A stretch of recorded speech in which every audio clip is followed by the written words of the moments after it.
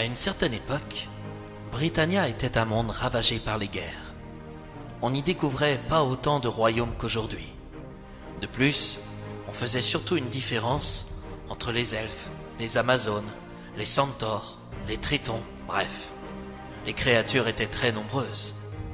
Certains vivaient dans la mer, d'autres sur la terre ferme. Et ne parlons pas de ceux qui demeuraient dans les airs. Et puis, un chevalier au caractère tempétueux, mais courageux, fut choisi pour mener une bataille assez spéciale. Rejeter tout individu magique à intégrer le bois de Brocéliande.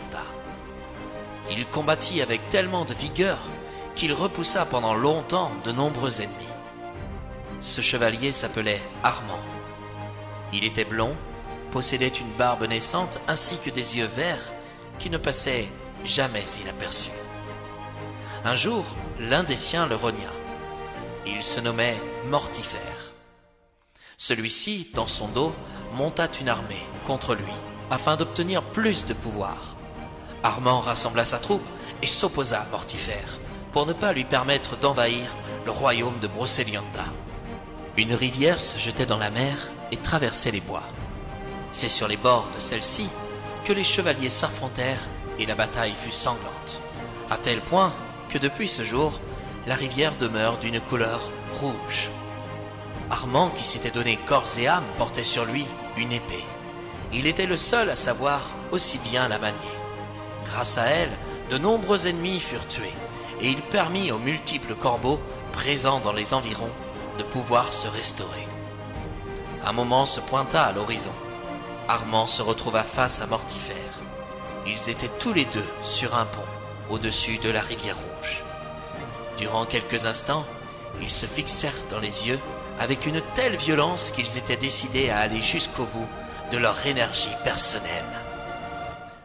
Aucun des deux ne souhaitait faire grâce à l'autre. Ils étaient conscients que l'un d'eux allait mourir. Ils se trouvaient à pied, comme deux monstres féroces prêts à se disputer une proie. Ils étaient blessés et leur armure était recouverte de sang. Pourtant, leur fureur guerrière était si grande qu'ils ne ressentaient ni fatigue, ni aucune douleur. Après plus de 24 heures de combat, le jour se leva, et aucun des deux ne paraissait pouvoir l'emporter sur l'autre. Il était 7 heures du matin, lorsque le chevalier Armand passa son épée dans le corps de Mortifère. Celui-ci cria horriblement. Pensant avoir gagné, Armand baissa sa garde et ne vit pas le dernier coup de son ennemi le blesser, à son tour, mortellement. Mortifère s'effondra sur le sol, et Armand tituba jusqu'au bord de la rivière.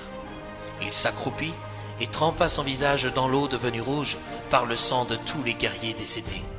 Le serviteur du chevalier s'avança pour venir le soutenir. « Quittons cet endroit de malheur, » prononça Armand. « Je n'ai aucune envie de périr ici. » Son domestique l'aida, et Armand, niant toutes ses souffrances, marcha silencieusement. Il était poussé par une volonté encore plus puissante que l'arrivée de la mort. Cependant, ses jambes finirent par le lâcher. Il dut s'en convaincre, il allait y passer. Il s'arrêta à l'abri du soleil et contempla longuement son épée. Son serviteur fut étonné de le voir soudainement pleurer. « Ah, ma belle épée !» se dit-il à lui-même. « Maintenant que je vais m'en aller pour d'autres ailleurs, je me demande quelles seront les prochaines mains que tu vas trouver. Peu d'hommes sont dignes de te brandir. Je n'ai aucune envie de te savoir accueillir par des êtres maudits. » Armand appela son domestique après avoir remis son épée dans le fourreau. « En ce jour, tu n'es plus un serviteur. Désormais, tu es un ami, car tu m'as toujours été fidèle. Je me vois dans l'obligation de te charger d'une nouvelle mission, que tu devras accomplir quoi qu'il arrive. Celle-ci sera la dernière, et ensuite, tu seras libre de tes mouvements. Dites-moi ce que je dois faire, maître. À quelques kilomètres d'ici, il y a un lac dans le bois de Brocéliande. Pars là-bas avec mon épée et balance-la dans l'eau. Il serait bien cruel de perdre une si belle arme, remarqua le serviteur. Peu importe, fais ce que je te dis, s'écria Armand. Mais je ne peux pas vous laisser là, tout seul. Je viens de te donner un ordre.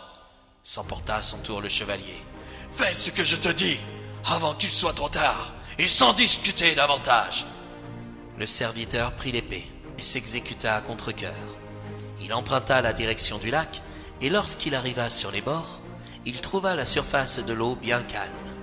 Elle reflétait même la lumière du soleil qui commençait à décliner. En regardant la lame qu'il devait jeter à l'eau, il ne put se résoudre à accomplir ce dernier geste, et se décida à la cacher sous une grosse pierre. Quand il revint auprès du chevalier Armand, celui-ci lui demanda « Est-ce fait ?»« J'ai agi selon vos ordres. »« Et que s'est-il passé ?» demanda Armand. « Rien de particulier.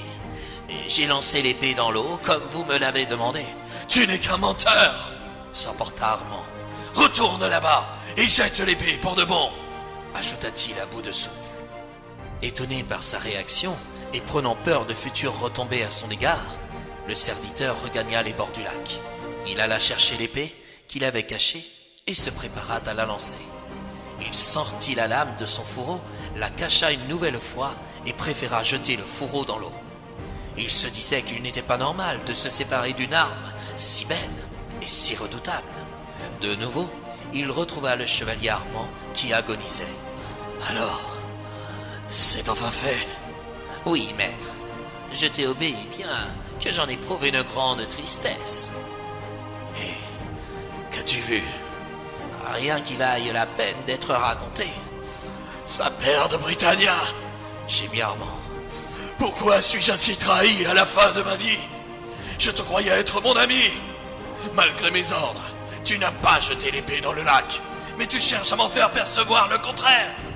Retourne-y à nouveau et fais ce que je te dis pour de bon. » Complètement abasourdi, le serviteur n'avait plus le choix. Il retourna près du lac pour lancer l'arme à contre-cœur. Quand il exécuta les ordres d'Armand, il vit l'épée tournoyer un moment dans les airs à sa grande surprise.